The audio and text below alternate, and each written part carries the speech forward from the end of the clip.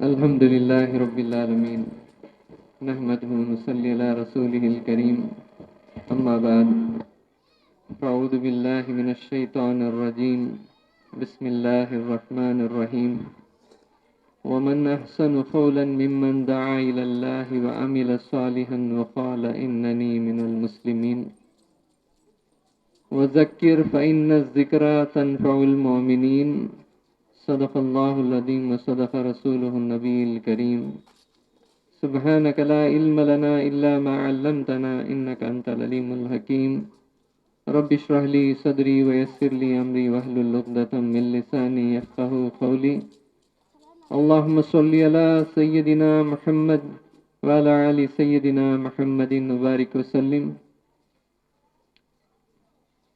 السلام علیکم ورحمۃ اللہ وبرکاتہ۔ آج بڑا خوشی کا دن ہے کہ مدرسہ محمدیہ جس کا سالانہ جلسے میں ہم جمع ہوئے ہیں، اللہ سبحانہ و تعالیٰ اس مدرسے کو چلانے والے اور اس مدرسے میں جو اساتذہ ہیں، دوستانیاں ہیں اور جو بچے بچیاں اس میں پڑھتے ہیں، ان سب کی زندگیوں میں اللہ تعالیٰ خیر و برکت عطا فرمائے۔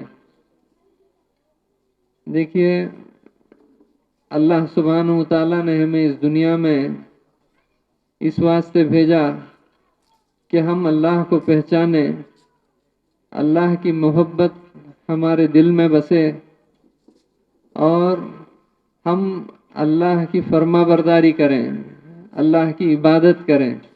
اسی واسطے اللہ نے ہمیں اس دنیا میں پیدا کیا۔ اللہ سبحانہ و تعالیٰ نے قرآن مجید میں فرمایا کہ وما خلقت الجن والانس الا لیعبدون، کہ میں نے انسان اور جنات کی جماعت کو اپنی عبادت کے لیے پیدا کیا۔ تو ہمارا اس دنیا میں آنا خالص اللہ کی عبادت کے لیے ہے۔ تو ہم اس دنیا میں آگے اللہ کا کرم احسان ہوا کہ اللہ تعالیٰ نے 18,000 مخلوق کو پیدا فرمایا، اس میں سے چن کر ہمیں انسان بنایا، باقی ساری مخلوق کا سردار ہمیں بنایا۔ اللہ کے ہم پر بڑے احسانات ہیں، بے حد احسانات ہمارے اللہ کے جو ہے ہم پر ہیں۔ ہم اللہ کا بارہا شکر ادا کرنا کہ اللہ سبحانہ و تعالیٰ ہمیں جو ہے اتنی بڑی نعمت عطا فرمایا کہ ہمیں ایمان والا بنایا، اور اللہ نے اپنے پیارے حبیب آقا نامدار حضرت احمد مجتبیٰ محمد مصطفیٰ رسول صلی اللہ علیہ وسلم کی امت میں ہمیں پیدا فرمایا۔ یہ ہمارے لیے بڑی جو ہے خوش نصیبی کی بات ہے، ہمارے لیے خوش قسمتی کی بات ہے۔ ہم اللہ کا بارہا شکر ادا کرنا چاہیے۔ دیکھیے، ہمیں ایک بات جان لینا چاہیے کہ ہم اس دنیا میں آئے اللہ کی مرضی سے آئے، ہماری مرضی سے نہیں آئے ہم اللہ کی مرضی سے اس دنیا میں آئے۔ اللہ تعالیٰ جس گھر میں، جس ماں باپ کے پیٹ سے ہمیں پیدا کرنا چاہا، جس بستی میں، جس ملک میں، جس محلے میں اللہ ہمیں پیدا کرنا چاہا، اس محلے میں ہم پیدا ہوئے اور ہماری زندگی چل رہی ہے۔ یہ اللہ کا فیصلہ ہے، یہ اللہ کا فیصلہ ہے۔ اور ہماری روزی کتنی ہوگی، ہم کتنے سال اس دنیا میں رہیں گے، یہ بھی اللہ کا فیصلہ ہے۔ یہ بھی اللہ نے فیصلہ کر دیا کہ ہمارے اولاد کتنے ہوں گے، ہم کتنے سال اس دنیا میں رہیں گے، ہمارا رزق کتنا ہوگا۔ یہ ساری چیزوں، جیسے ہم جو ہے تقدیر پر ہمارا ایمان ہے، اچھی اور بری تقدیر پر ہمارا ایمان ہے، تو ان چیزوں کو اللہ سبحانہ و تعالیٰ نے ہمیں بتلا دیا کہ بندے کو اس دنیا میں آ کر ان چیزوں کی فکر نہیں کرنا چاہیے۔ بندے کو یہ فکر کرنی چاہیے کہ اللہ جس کام کے واسطے اس دنیا میں ہمیں پیدا کیے، وہ کام ہمیں کر کر اس دنیا سے چلے جانا ہے۔ دنیا کی مختصر سی زندگی ہے۔ دیکھیے، اللہ سبحانہ و تعالیٰ ہمیں 60-70 سال یا 80-90 سال، جتنی عمر اللہ تعالیٰ اس دنیا میں رکھے ہیں، ہم اس دنیا میں رہیں گے۔ اللہ کے نزدیک دیکھیے سارے انسان ایک ہیں۔ اللہ کے نزدیک جو ہے مالدار بھی اتنا ہی ہے، غریب بھی اتنا ہی ہے، بادشاہ بھی اتنا ہی ہے اور رعایا بھی اتنا ہی ہے۔ اللہ کی نظر میں کوئی بڑا چھوٹا نہیں، کوئی بڑا چھوٹا نہیں۔ دیکھیے، ہم مسجد کو جب جاتے ہیں، جا کر نماز پڑھتے ہیں مسجد میں، سب ایک ہی صف میں کھڑے ہوتے ہیں، وہ چاہے وقت کا بادشاہ ہو، وہ چاہے غریب و فقیر ہو، سارے ایک ہی صف میں کھڑا ہونا پڑے گا. کیوں؟ اللہ کی نظر میں سارے ایک ہیں. اللہ کی نظر میں سارے ایک ہیں. اللہ کی نظر میں کون سی چیز اللہ تعالیٰ کی نظر میں بڑی ہے، اللہ کو کون سی چیز پسند ہے؟ وہ ہے تقویٰ، وہ ہے پرہیزگاری. کہ جو بندہ اللہ سے زیادہ ڈرتا ہے، جس کے دل میں اللہ کا ڈر زیادہ ہے، جو اللہ تعالیٰ جن چیزوں کو اس دنیا میں ہمیں کرنے کے لیے کہا ہے ان چیزوں کو ہم کرتے ہیں، جو حلال چیزیں اللہ نے ہمارے لیے کرنے کا حکم دیا ہے اسے کرتے ہیں، جو چیزیں حرام اللہ نے قرار دی ہے اس سے ہمیں بچتے ہیں، تو ایسے بندے اللہ کو پسند ہیں. ایسے بندے اللہ کو پسند ہیں. دیکھیے ہم اس دنیا میں دیکھتے ہیں کہ کوئی آدمی جو ہے بغیر آنکھ کے پیدا ہو گیا، اندھا پیدا ہو گیا. اب دنیا کی حیثیت سے دیکھتے ہیں تو ہمیں سمجھ میں آتا ہے ارے بھائی اندھا پیدا ہو گیا، اس کے لیے تو زندگی بہت دشوار ہے، مشکل ہے، وہ بہت ہی نا مشکل سے اس دنیا میں زندگی گزارے گا.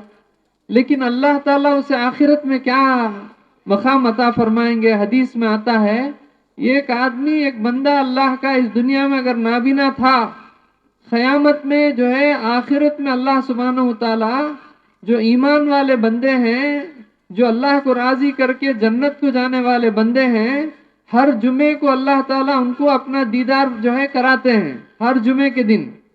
لیکن جو بندے کو اللہ تعالیٰ نے اس دنیا میں آنکھ نہیں دی تھی، اللہ تعالیٰ اسے وہ مقام عطا فرماتے ہیں کہ وہ جب چاہے اللہ کا دیدار کر لے، جب چاہے اللہ کا دیدار کر لے. تو اللہ تعالیٰ اتنا بڑا مقام، دنیا میں کوئی چیز کی اللہ کمی کر دیتے ہیں، آخرت میں جو ہے بہت کچھ نوازتے ہیں. حدیث میں آتا ہے، یہ ایک صحابی تھے حضرت عبد الرحمن بن عوف رضی اللہ تعالیٰ عنہ، حضور صلی اللہ علیہ وسلم کی مجلس میں بیٹھے ہوئے تھے تو حضور ان کو دیکھ کر مسکرائے، ان کو دیکھ کر مسکرائے. تو وہ صحابی نے پوچھا یا رسول اللہ صلی اللہ علیہ وسلم، آپ مجھے دیکھ کر مسکرائے، کیا بات ہے؟ تو حضور نے فرمایا اے عبد الرحمن، یہ جو سارے صحابہ ساتھ میں تمہارے ساتھیاں بیٹھے ہیں نا، یہ سب جنت کو پہلے چلے جائیں گے، تم جو ہے جنت کو 200 سال کے بعد جاؤ گے. یہ سن کر بڑے پریشان ہو گئے، یا رسول اللہ صلی اللہ علیہ وسلم، میں تو انہی کے ساتھ رہتا ہوں، میں بھی یہ عبادت کرتا ہوں، میں بھی جو ہے آپ کی فرما برداری کرتا ہوں، یہ کیا ہے کہ آخرت میں مجھے 200 سال بعد جنت کو جانا پڑے گا؟ تو حضور نے فرمایا دیکھو اللہ نے تمہیں بہت سارا مال دیا ہے، اللہ نے تمہیں بہت سارا مال دیا ہے، اب وہ مال کا حساب دے کر تمہیں جنت کو جانے میں اتنی دیر لگ جائے گی. یہ جو غریب ساتھی تمہارے بیٹھے ہیں وہ فوراً جو ہے جنت کو چلے جائیں گے. اب دیکھیے دنیا میں ہماری زندگی کتنی ہے، مختصر سی زندگی ہے. اس دنیا میں اللہ ہمیں جیسے رکھے ہیں اس میں راضی رہ کر اللہ کو راضی کر کے چلے جائیں گے، اللہ ہمیں آخرت میں وہ سب کچھ نوازیں گے، آخرت میں وہ سب کچھ نوازیں گے. تو ہمیں جو ہے اللہ تعالیٰ اس دنیا میں کچھ کمی رکھے ہیں تو ہمیں اس کا افسوس نہیں کرنا، ہمیں جو اپنے نصیب کو نہیں کوسنا کہ اللہ مجھے کیا دیا، مجھے جو ہے غریب بنا دیا، مجھے مفلس بنا دیا، ایسا ہرگز نہیں کہنا. کیوں؟ دنیا کے اعتبار سے کوئی کمی ہو گئی، اللہ اس کا بدلہ آخرت میں رکھے ہیں، اس کا بدلہ آخرت میں بہت بڑھ کر رکھے ہیں.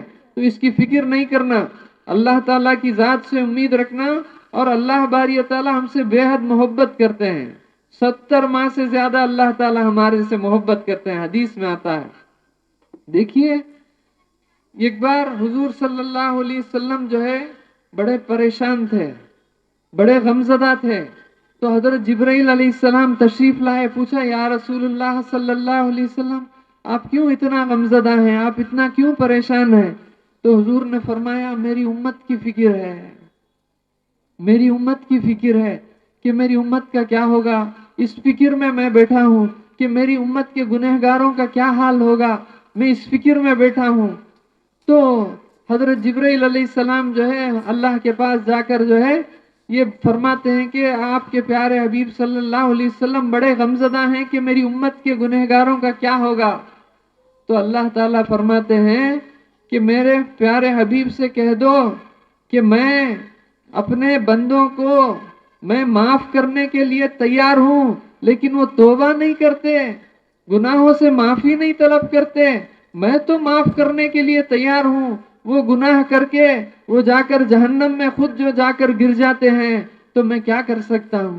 اس سے کیا بات معلوم پڑتی ہے کہ ہمیں ہمیشہ جو ہے استغفار بولتے ہیں نا، توبہ کرتے رہنا، گناہوں سے ہمیں معافی مانگتے رہنا کہ اللہ ہمارے گناہوں کو معاف کر دے، ہمارے سے جو غلطیاں ہو گئیں وہ ہمیں اللہ سے مغفرت چاہتے رہنا، تو یہ بہت ضروری ہے۔